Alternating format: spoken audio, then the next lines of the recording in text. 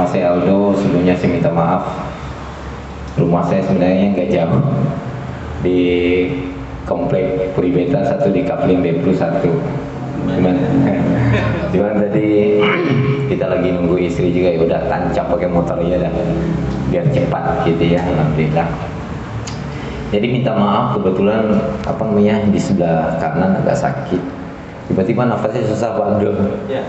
Jadi saya ngurut dulu ya, dari malam saya ngurut dulu, alhamdulillah. Sekarang untuk lebih semangat untuk adik-adik, saudara-saudara semua yang hadir kesempatan siang hari ini, lebih semangat ya. Apa kabar? Alhamdulillah, luar biasa. Alhamdulillah. Oke, tepuk tangan untuk kita semua. Tolong semangat ya. Jadi mohon maaf sebelumnya, ini adik-adik nggak apa-apa saya panggil adik-adik ya, karena saya mungkin casingnya aja yang menipu, padahal udah tua. Untuk yang kelahiran di atas tahun 2000 boleh tunjuk tangan. Di atas tahun 2000? Di atas tahun 2000? Hah? Di atas tahun 95. Yang terlahir di atas tahun 95. Nggak ada. Berarti terlahirnya semua di atas 80-90. Tahun berapa lahir? Di atas 90 kan? Ya? Kok ragu-ragu? Yang terlahir tahun 2000 ada? Di atas tahun 2000? Nggak ada. Coba tunjuk tangan. Nah, ini maksud saya. Oke, tepuk tangan untuk yang lahir di atas tahun 2000. Oke, hari ini saya mau sharing. Ya. Hari ini saya mau sharing tentang tentang keberadaan kita sekarang. Tentang keberadaan kita sekarang yang perlu saya sharingkan. Nanti mungkin tadi udah disampaikan juga sama Ibu. Sama Ibu tadi mungkin udah disampaikan, atau dengan Pak Ustadz Abdul sudah disampaikan. Ya, saya mau sharing bagaimana menjadi miliarder dalam waktu yang singkat. Siap nggak? Siap. Adik-adik siap nggak untuk menjadi miliarder 2021? Siap. Yakin ya? Yakin. Insya Allah. Saya di sini akan mau sharing bagaimana caranya jadi miliarder di saat ini. Yang perlu kita ketahui hari ini, bahwa kita sudah melewati 3 era. Era yang pertama adalah agraris. Ya, siapa yang kaya di era agraris adalah orang-orang yang memiliki tanah yang luas, yang memiliki perkebunan yang luas, yang memiliki peternakan yang banyak. Ini era-era agraris. Era-era zamannya kolonial, zamannya Belanda itu. Yang kaya itu tengkulak, itu mau mereka yang kaya. Nah, saya coba membuka mindset dan paradigma dulu supaya adik-adik paham bagaimana hari ini punya penghasilan miliaran per bulan. Gak ada yang gak mungkin. Ini penting, saya minta fokus dalam 5-10 menit. Ya, kenapa saya berani mengatakan untuk 5-10 menit fokus? Saya pernah mendapatkan kendaraan 43 unit dalam 2 tahun. 3 bersaudara, Pajero, Mobilio, Pajero, Mobilio. Jadi gaji saya sebulan itu, setiap bulan itu Mobilio dan Pajero. Nantilah saya akan kasih tahu siapa saya 2 tahun yang lalu, di perusahaan mana saya berada. Kok bisa saya punya penghasilan miliaran rupiah dalam 2 tahun? Menarik nggak? Menarik. Yakin nggak kalau kita juga bisa mampu? Yakin. Bahkan pernah nggak melihat orang punya penghasilan hari ini yang sampai 1 miliar, yang sampai 2 miliar, yang sampai 5 miliar? Pernah dengar? YouTuber Atta Halilintar, Ria Ricis, Baim Wong sekarang termasuk tertinggi. Oke, kenapa saya flashback tentang membahas masalah era? Hari ini kita tidak boleh ngeblok diri.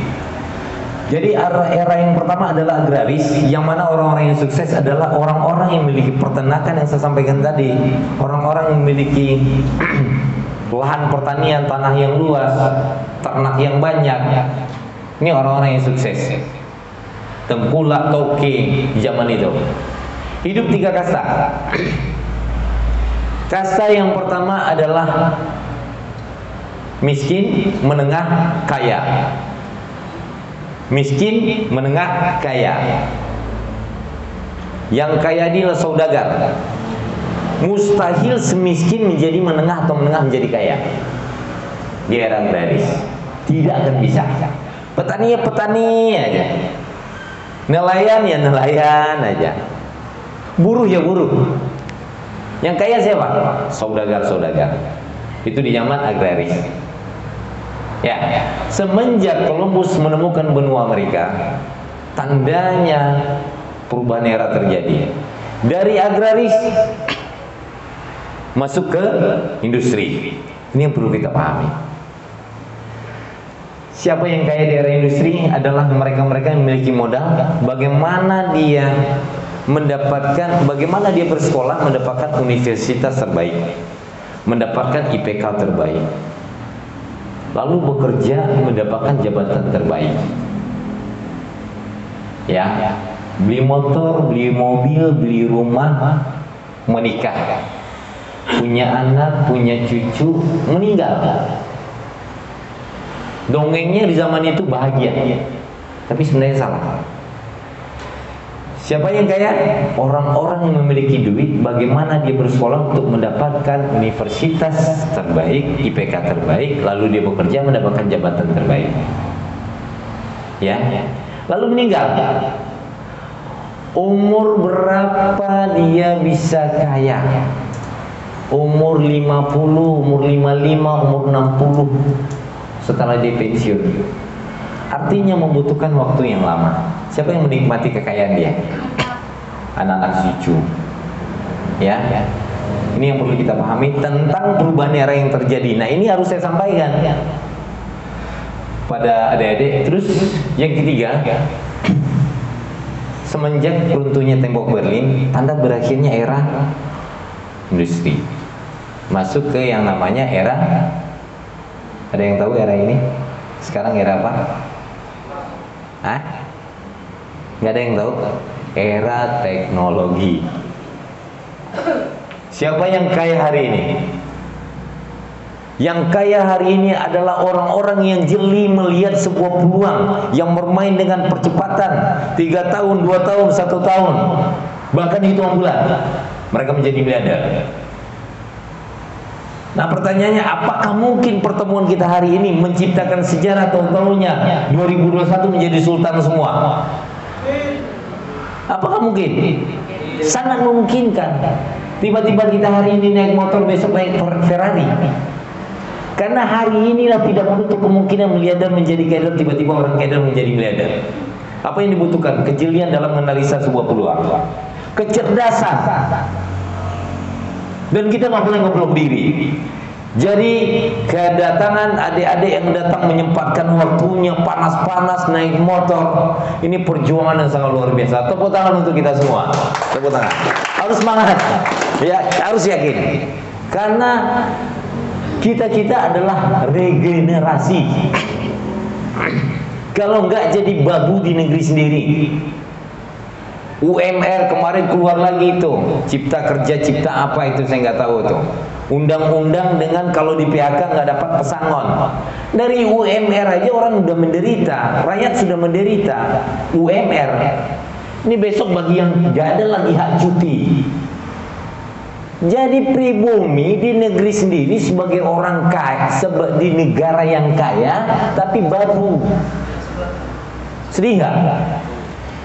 Kerja gaji 4 koma, gaji 3 koma, gaji 4 koma, yang ada apa? Makanya setiap bulan koma. Dan ini adalah fakta. Saya berbicara ini adalah fakta. Bahwa hari ini kalau kita tidak mampu bersaing menghadapi perubahan era yang terjadi, tergilas mati. Kenapa saya berbicara begini kepada adik-adik? Ya, karena hari ini di dalam kehidupan sehari-hari hidup 3 generasi. Generasi yang pertama adalah Zoomer. Siapa Zoomer yang bilang? Saya bilang tadi. Zoomer adalah anak-anak yang terlahir di atas tahun 95. Itu Zoomer. Ya, makanya saya bilang ada yang lahir tahun 95 tadi kan? Di atas tahun 95, di atasnya. Ada kan? Di atas tahun 95. Adalah generasi Zoomer. Dan yang kedua adalah generasi milenial yang terlahir di atas tahun 80-90. Dan yang ketiga adalah generasi Boomer atau boleh dikatakan kolonial yang terlahir tahun 1944 sampai 64. Ini kalau ibarat tebu nih, udah makan tebu di ujungnya. Jadi udah mulai hambar, udah mulai tawar. Karena udah usia udah di atas 60. Nah, perlu saya sampaikan, siapa itu Zoomer? Zoomer adalah generasi yang menguasai dunia saat ini dalam konteks jumlah. Beberapa penelitian menyebut mereka ini adalah populasi terbesar saat ini,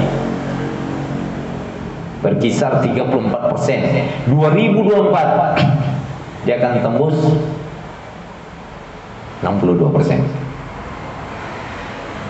Zoomer adalah generasi yang gak kenal dengan nasihat, yang gak kenal dengan motivasi, gak kenal dengan afirmasi. Ini Zoomer. Dan mereka Zoomer ini adalah konsumerisme.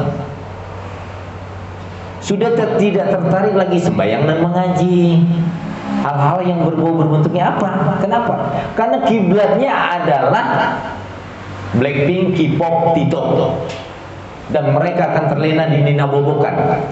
Dan ini adalah program dia. Menyedihkan nggak? Dan Zoomer juga yang sulit mendapatkan kerja.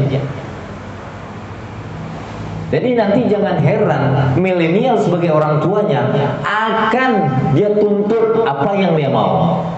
Pengen sepatu Jordan, dia nggak tahu di rumah ada beras atau kagak, nggak tahu. Pengen yang namanya iPhone yang harga 20 juta, 25 juta, merengek. Nggak mau tahu. Kalian mengikuti apa yang menjadi tren di dunia. Itu kiblatnya. Dan dia nggak salut sama artis, karena dia merasa sanggup menjadi artis. Dia nggak salut sama dokter dan segala. Makanya saya bilang nggak sanggup dengan motivasi. Nah, ini adalah generasi kita, dan mereka akan dihancurkan. Mereka akan terlena, mereka akan terninabobokan. Ini generasi Zoomer. Ini adalah PR. Kalau nggak akan terjadi regenerasi, akan menjadi bambu di negeri sendiri. Kalau nggak bersaing, hanya kalau sebagai follower. Hanya follower.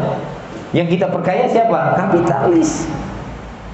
Hari ini bagaimana kita tanpa modal bisa kaya raya? Cukup dengan kuota bisa kaya raya. Yang dibutuhkan adalah kejelian, keselektifan dalam menganalisa, kecerdasan.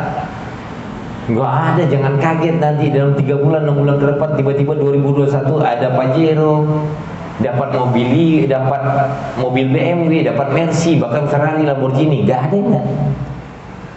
Dan itu yang saya lakukan. Saya mendapat 43 unit kendaraan dari 3 bersaudara. Ini generasi Zoomer. Ya. Dan yang perlu kita ketahui, Pak Ibu, adik-adik, sebelum kita dijadikan sebagai bambu di negeri sendiri, perputaran uang itu sekarang 26.000 T di dunia maya. Tetapi yang hebatnya hanya 2% saja untuk bisa mendapatkan penghasilan dari 2% aja nggak cukup untuk bisa mengambil uang yang 26.000 T. 64 juta UMKM kita, hanya 4 juta yang go digital. Kita udah tertinggal. Apalagi pembodohan, propaganda, konspirasi yang terjadi. Seakan-akan ini rakyat kasihan. Ya, dalam kondisi sekarang apalagi bingung, tidak berdaya, bingung di persimpangan jalan, lelah, tidak berdaya, mau kemana, usaha apa, ibarat ikan kekurangan air, ngap-ngapan. Ada yang mau tahu? Kita nggak punya beras di rumah, nggak ada yang tahu. Ada yang mau tahu susu untuk anak-anak, untuk adik-adik, ada yang mau tahu? Nggak mau tahu. Jamnya kayak jadi dunia itu mengkeras. Tetapi bagi orang yang jeli melihat sebuah peluang, jangan heran tiba-tiba 2021 kita sebagai miliarder. Kita punya penghasilan ratusan juta bahkan miliaran. Jangan heran. Makanya saya minta 5 atau 10 menit waktu untuk fokus. Karena ini adalah regenerasi penentu. Jangan hanya sebagai follower, mengikuti kemana arah angin, ikut-ikutan kemana arah angin, ikut-ikutan, terombang-ambing akhirnya. Ini yang bahaya. Makanya jangan sampai nanti kita gagal di usia-usia produktif saat sekarang ini. Manfaatkanlah dengan baik apa yang memungkinkan kita kayak hari ini. Ikuti teknologi, udah nggak ada itu. Masuk di dunia digital, nggak ada tawar menawar. Ini sebuah peluang yang insya Allah ini besok sebagai aplikasi karya anak bangsa, siap untuk menjadi wadah, memberikan solusi sekaligus wasilah untuk memberdayakan ekonomi masyarakat sekaligus mencerdaskan anak bangsa tanpa modal. Kalau dikaji lebih dalam, kita bermain sekarang di marketplace. Insya Allah konsep Baitul Mal, konsep berbagi pertama satu-satunya di dunia. Tepuk tangan untuk besok dong biar lebih semangat, biar gak takut. Pertama satu-satunya, boleh nanti diimbangkan dengan marketplace lainnya. Jadi adik-adik ya, yang perlu kita ketahui, musuh kita adalah raksasa. Dan yang perlu kita pahami hari ini, bahwa ini adalah era digital. Yang dibutuhkan adalah komunitas big data. Bagaimana kita mentransformasi big data kepada segala sendi kehidupan manusia. Big data yang bagus. Tapi kadang-kadang big data sebagai mayoritas big data dikelola oleh mereka. Kita hanya sebagai follower, nggak dapat apa-apa. Kaya sendiri. Inilah satu-satunya konsep marketplace berbagi. Nanti tanya sama Ibu, nanti itu lebih jelas. Ya. Jadi kenapa saya membahas dari 3 generasi? Yang pertama adalah milenial, yang pertama adalah Zoomer, yang kedua adalah milenial, dan yang ketiga adalah Boomer. Cukup Zoomer aja, karena di generasi penerus. Cukup Zoomer saya bahas. Dan adik-adik nanti juga akan menjadi anak-anak dari Zoomer, bapak-bapak dari Zoomer, ibu-ibu dari Zoomer. Jangan menganggap, gue Zoomer terus, nggak mungkin. Waktu terus berjalan, Zoomer posisi yang sekarang nanti akan menjadi milenial. Setelah milenial kita akan menjadi Boomer, yaitu kolonial, kakek-kakek, nenek-nenek. Jadi kalau kita hari ini tidak menciptakan satu prestasi yang baik di masa kita produktif ini, sulit. Jadi 3 generasi ini yang akan kita rangkum menjadi satu. Bagaimana 3 generasi ini produktif dan kreatif. Jadi kita harus siap bersaing, buka mindset, paradigma, rubah cara berpikir, open mind terhadap diri kita. Lihat, saya datang, saya lihat, saya kuasai. Insya Allah, yakin deh, 2021 kita fokus insya Allah. Nanti akan diajarin masih ikut bagaimana cara mendapatkan Mobilio, Pajero, mobil Mercy, mobil BMW. Insya Allah 2021 tembus, saya yakin. Karena saya pernah ngelakuin itu. Gak ada yang gak mungkin kalau Allah sudah berkehendak. Kun fayakun, manjada wajada. Siapa yang bersungguh-sungguh pasti akan berhasil. Yakin. Jangan mengharap sekarang ini apa yang bisa menjadi kaya. Coba cari peluang di mana. Oh, kerja, ngelamar kerja. Sekarang udah 13.000 yang di PHK-in di rumah kan. Kalaupun diterima kerja, dapat apa sih? UMR. Baru terima uang itu besok bayar lagi tuh menutupi utang yang kemarin. Umur tua tapi sia-sia. Ini kalau kita kerja di UMR.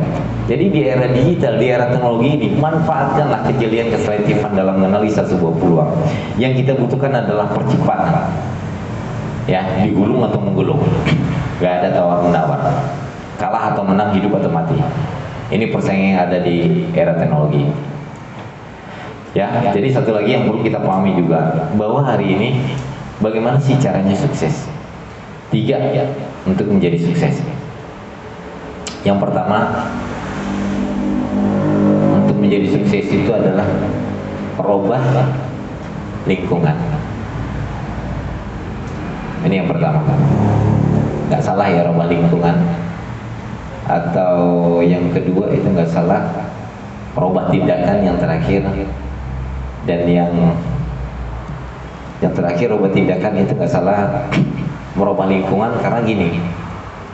Merubah mindset. Jadi yang pertama adalah merubah pola pikir. Karena seorang arsitek tidak akan bisa mendirikan bangunan tanpa dituangkan ke dalam gambar atau desain. Itu rubah mindset, rubah cara kita berpikir tadi kalau pengen sukses. Dan yang kedua, rubah lingkungan. Karena air yang sama dengan merek yang sama harganya bisa beda. Misalnya di warung 5.000, bisa-bisa di kafe 20.000, bisa-bisa di hotel mewah atau di mana-mana itu bisa-bisa harganya 40.000. Jadi diri kita tergantung di mana lingkungan kita. Rubah lingkungan tadi. Yang pertama adalah pola pikir, rubah cara berpikir. Yang kedua, rubah lingkungan. Yang ketiga adalah rubah tindakan. Seseorang tidak akan bisa menyeberangi lautan selama mereka itu masih tetap, selama kita masih tetap di pantai. Mimpi kalau kita untuk menyeberangi lautan tapi masih tetap bertahan di pantai, artinya tidak akan ada proses yang terjadi. Ini yang perlu kita pahami. Jadi saya minta adik-adik sangat beruntung siang ini. Saya sangat percaya di Laul Mahfuz kita sudah ditakdirkan pertemuan hari ini. Tujuan hari ini di tahun sekian, kenal dengan saya Aldo, kenal dengan adik-adik. Hari ini saya berbicara di tanggal sekian, di jam sekian, ya. Terus kita diundang. Dan ini bukan rencana. Tapi kadang-kadang ada peluang di depan mata, kita nggak tahu. Sudah dikirimkan satu peluang, tapi nggak mau mengambil. Nggak mau. Ini di sini hanya sifatnya adalah bagaimana mengarahkan masyarakat. Yuk, daripada lu belanja nggak dapatin apa-apa di marketplace lain, ya belanja ke bestseller.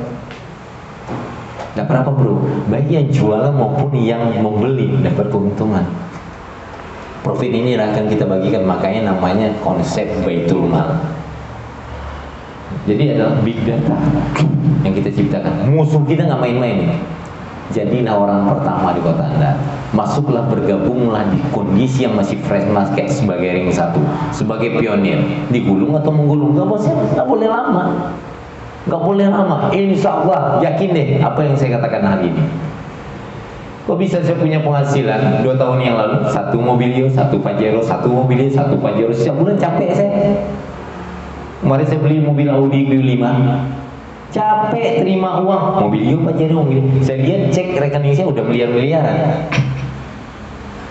Nah, mungkin nggak itu terjadi.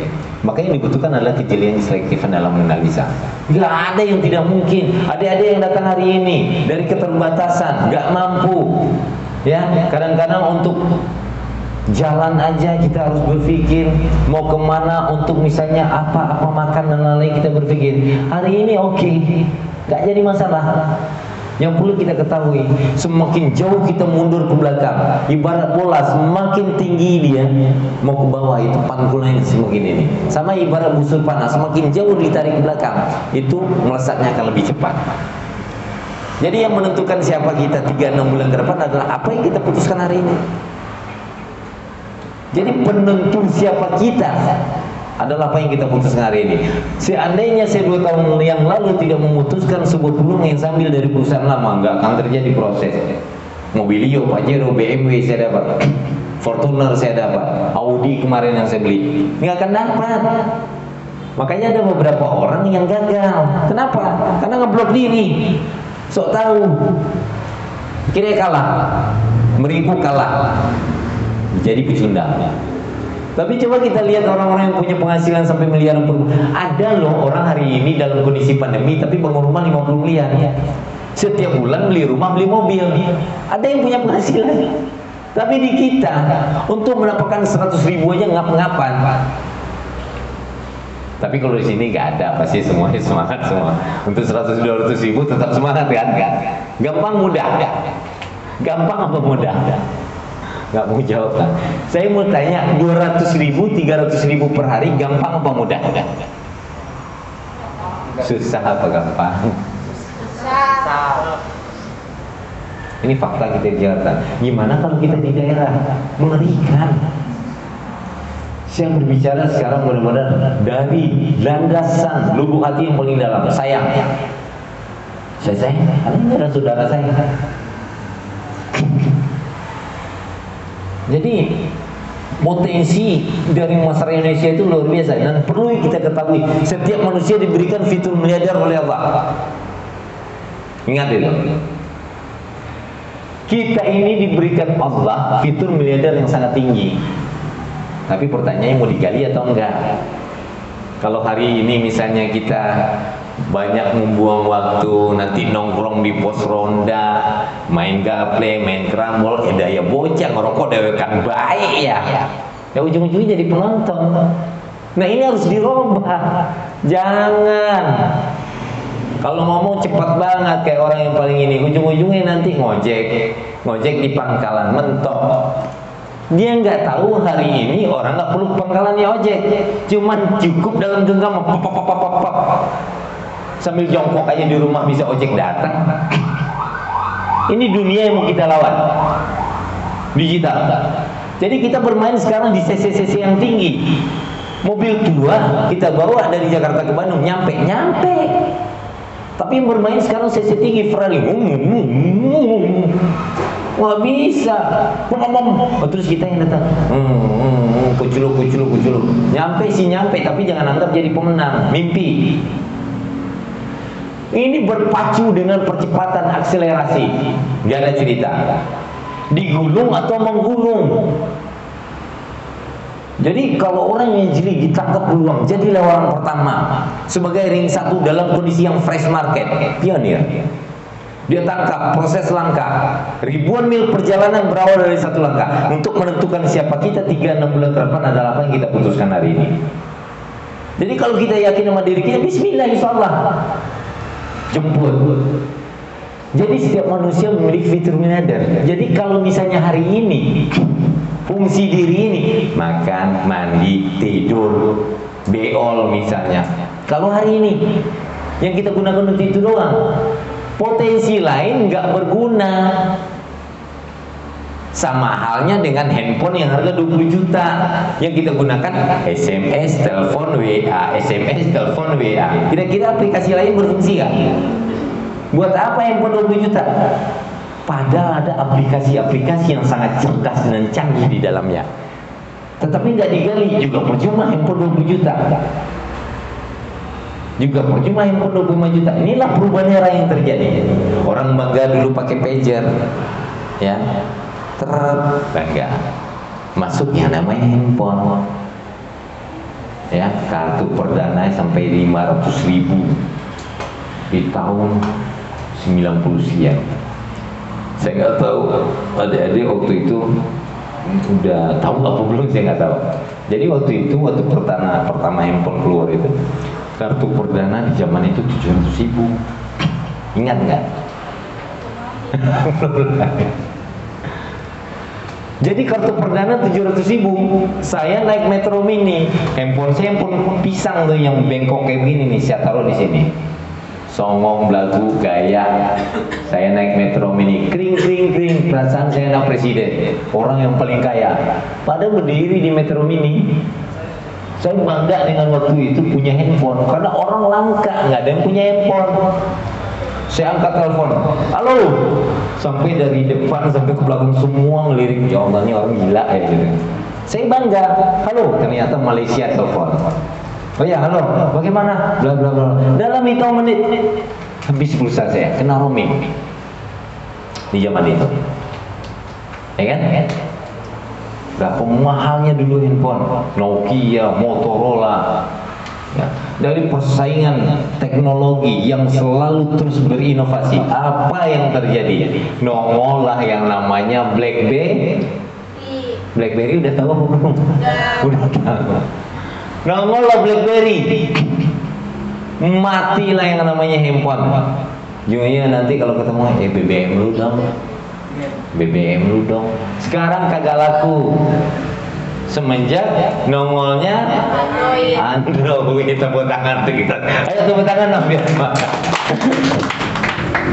Jadi ini perubahan era. Dulu wartel orang ngantri. Saya dulu masa muda, saya kalau pacaran, pacar saya jauh. Saya dulu pernah juga muda kan. Untuk telepon aja Saya ngantri itu bisa urutan kesekian tuh di wartel. Belum lagi di telepon umum. Ngantri lucu. Koin udah segenggam, kadang-kadang nyamuk lah yang di belakang. Lama amat sih mas. Kesel dong orang-orang di belakang. Tali pak. Tali. Terus gitu ya. Pernah juga ya. Kalau saya dulu saya masukin di chip. Jadi orang masuk masukin duit nyangkut. Saya kocok pakai waktu itu kan. Masih ingat kan? Jadi saya kalau di luar kota nih, saya nggak, ya namanya kita anak-anak mana ada uang kan, sorry aja interlokal, bisa-bisa ngomong, halo, love you, masa matiin nggak enak dong. Saya dulu pakai surat cinta, jadi mungkin adik-adik waktu itu belum kayaknya ya, sudah ngalamin pakai surat cinta. Saya tulis bunga, kembang segala macam, kata-kata yang terakhir, kata-kata yang di apa tuh? Di amplopnya itu, Bandung dulu baru Jakarta, cium dulu baru dibaca kan. Untuk mendapatkan balasan kata-kata cinta dari pacar saya dulu bisa 3 hari 4 hari nyesek. Pokoknya kalau ada Pak Pos tuh, saya di kampung, kalau ada Pak Pos datang, ya Allah mudah-mudahan dari cewek saya ngantri. Kalau misalnya sebut dipanggilin nama saya di warung, halo, saya ambil surat, ini pasti dari cewek saya. Itu saya bawa surat tuh, masya Allah saya bawa. Ini perasaan ini dunia saya punya, yang lain kontrak. Saya nggak peduli, wah indahnya. Udah gitu jantung itu dak, benar-benar berbunga-bunga. Saya baca Bismillah, saya baca. Kita bacakan, ketiduran, pokoknya guling-gulingan pakai bantal. Benar-benar orang dulu begitu, lucu, tapi nikmat, ya, nggak ngapa-ngapain tapi nikmat. Kalau sekarang ngeri, di mana lu? Sampai yang kejepit aja bisa kelihatan, misalnya ketek bisa kelihatan di zaman sekarang. Kalau dulu menunggu balasan kata-kata cinta dari pacar itu lamanya minta ampun, tersiksa. Udah gitu paling aneh, saya cium dulu, saya taruh di dada. Ini dunia kayak gitu yang punya. Udah gitu yang paling lucu apa? Udah saya baca, bangun tidur saya baca lagi, kan aneh, gila kan? Udah dibaca nih, besok saya lepit di bawah lemari, saya taruh di bawah baju.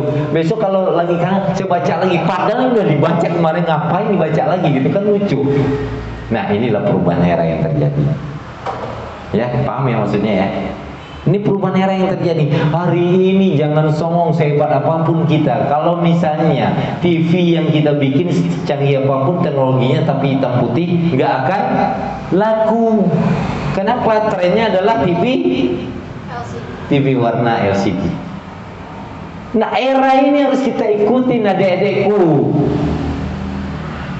Jangan tinggal kucluk-kucluk, iyo pora, oh. Bagaimana jikalau seandainya umpama, apabila jikalau, kebanyakan mikir, akhirnya kegulung. Orang-orang sekarang, anak-anak milenial, anak-anak zoomer sekarang, kenapa otaknya jauh lebih canggih? Umur 2 tahun dalam hitung 8 detik, dia sudah tahu mau close atau lanjut baca, mau close atau lanjut nonton. Dia udah tahu percepatan cara berpikir. Kenapa? Dia terlahir disambut oleh teknologi. Umur 2 tahun udah bisa buka YouTube, umur 2 tahun udah bisa main game. Ini faktanya kondisi sekarang. Yakin nggak dengan Bismillah? Jangan katakan, aduh Mercy nggak mungkin, aduh Ferrari nggak mungkin. Jangan. Saya 2 tahun yang lalu, saya ngantar air, saya dari Padang, Sumatera Barat, hobinya dagang. Rumus dagang sederhana, ditambah dikurang dibagi semenengan, aduh pitinya nggak. Itu rumus dagang. Saya Sumatera. Dan selalu buat kami adalah dari 1 bulan menuju 2 bulan, 3 bulan, 3 bulan menuju 1 tahun. Target kami adalah perubahan. Kalau nggak berubah ngapain lu, hidup aja lu di kampung, ngapain gitu loh. Kita nggak mau pasrah. Ya udah iseng deh, coba deh nyari kerja. Gaji lu berapa? 2,2. Lu? Ya alhamdulillah 2,5. Nggak begitu, kita harus jadi owner, jadi harus mencipta sejarah, harus punya karya. Nah, bagaimana hari ini membikin orang kayanya dengan modal kuota? Insya Allah di besok jawabannya. Tepuk tangan untuk kita semua. Tapi rela nggak sih saya berbicara begini? Semangat, paham nggak? Ada yang bertanya nggak? Ada yang mau bertanya? Nggak ada, udah paham? Ya. Jadi perlu poin-poin yang kita sampaikan tadi. Bagaimana penghasilan 5 juta per bulan nanti akan kita kaji. Bagaimana mendapatkan penghasilan 100 juta per bulan. Bagaimana untuk mendapatkan 1 miliar per bulan. Nanti akan kita kupas. Gak ada yang tidak mungkin. Kalau ada yang nggak percaya, besok ngadain acara di rumah saya di Deplu setiap hari Minggu. Semua ngumpul di situ. Datang, lihat kuasai. Nggak ada. Insyaallah saya akan coba memberi kiat dan strategi bagaimana kaya raya jadi miliarder dalam waktu hitungan bulan. Saya nanti ada rahasianya. Bagaimana caranya? Apakah ini menjadi momentum? Ya sesama kita lihat nanti. Apakah ini sebuah peluang? Ya sesama kita lihat sekarang. Nah pertanyaannya, ada nggak peluang sekarang yang bisa tanpa modal menjadi kaya raya dalam kondisi masa pandemi? Ada nggak? Ada. 100.000, 200.000 per hari, jangan 200.000, 100.000, jangan 1.000, ucap aja kadang. Ada loh toko yang tadinya 200 juta per tahun, sekarang udah lo tempatin aja deh, tapi lo bayar rekaman sama kebersihan. Ada loh. Sekarang toko-toko di Tanah Abang, toko-toko yang dicibulin, bayar udah pakai gratis aja lah. Tapi lu bayar ininya. Tadinya 200 juta, 300 juta. Gedenya cuma berapa meter sih? 2 kali 3 nggak nyampe. Sekarang nggak ada harganya. Kenapa? Pandemi satu, yang kedua, orang nggak perlu lagi pergi ke Tanah Abang untuk belanja. Orang nggak perlu lagi ke Cipulir untuk belanja. Orang nggak perlu lagi ke Pangkalan untuk naik ojek. Inilah perubahan era. Kalau kita ngeblok diri, kita akan tergilas mati dan jadi babu di negeri sendiri. Jangan main-main lah. Nama hari ini sekian dari saya atas perkenalan kita, pertemuan kita hari ini. Saya yakin semua ada proses nanti. Ada yang rontok tinggalkan, rangkul yang positif, tinggal yang negatif. Kasih goceng, naik busway jurusan Ancol, turun di Ancol, ngapain? Pergi ke laut nyebur, selesai. Jangan buang-buang waktu. Jadi memang kami untuk menerapkan tentang sukses dalam waktu 3 bulan, 6 bulan, 1 tahun. Itu terapan kami nggak mau main. Karena coba deh benci deh sekarang, benci muak muntah. Coba hari ini pulang dari sini, gua adalah orang kaya. Walaupun 20.000 duit di kantong, yang kita temui 2 miliar, PD-nya beda. Tapi setelah kita mengklaim sebagai orang kaya, beda. Dengan kita mengklaim diri sebagai orang kaya, apa yang terjadi? Akhirnya masuklah pikiran-pikiran besar. Jadi jangan katakan nggak mungkin, jangan. Nggak boleh. Hari ini berani mengatakan, gua adalah orang kaya. Besok. Kenapa perlu maki-maki di kaca? Jadi apa sih lu umur lu sekian? Lihat orang-orang yang kita cintai menderita, lihat orang-orang yang kita sayangi terhina. Udahlah, klaim langsung diri kita. Gua adalah orang kaya, PD-nya beda. Jadi di saat nanti menjadi pikiran-pikiran yang besar, seandainya hari ini kita belum kaya, berarti kita adalah orang kaya yang belum punya uang. Dan ini masalah. Tetapi kita sudah memiliki pengalaman dan cara berpikir yang berbeda. Dan itu yang saya lakukan 2 tahun yang lalu. Gue udah muak dengan kemiskinan, gue benci dengan kemiskinan, gue gak rela. Sekarang gue datang, jual air keliling komplek, bayangin aja 2 tahun yang lalu, udah capek saya. Anak saya sekian, cewek semua. Saya lihat istri saya tidur, ya Allah kasihan. Pulang saya jam 11, jam 12, saya cium satu persatu. Nggak mau gue dalam hati saya, gue nggak rela gue jadi orang miskin. Belum lagi orang tua saya berangkat, saya datang ini tuh langsung ke Bandung, alhamdulillah. Jadi kalau adik-adik kenal yang namanya Eco Racing, saya adalah leader besarnya. Top leadernya di Eco Racing itu saya. 43 unit kendaraan yang saya dapat dalam waktu 2 tahun. Kenapa saya tangkap momentum waktu itu? Saya yakin dalam kondisi yang fresh market. Jadi kalau ada yang bertanya Aldo Sukumbang atau Aldo Pratama, itu saya yang mendapatkan penghasilan sampai 43 unit kendaraan di Eco Racing. Tapi yang perlu kita ketahui, setiap masa ada orang, setiap orang ada masa, arahnya nggak bisa dirubah, kecuali merubah arah layar. Kemana kapal ini berlabuh? Sukses adalah pilihan. Oke, mungkin sekian dari saya Aldo. Selanjutnya mungkin nanti akan dijelasin tentang sistem untuk adik-adik. Sekarang mulailah berpikir menjadi orang hebat. Berpikirlah sebagai miliarder. Insya Allah ketajaman pikiran lebih tajam daripada anak panah. Kita adalah apa yang kita pikirkan, lingkungan adalah kita.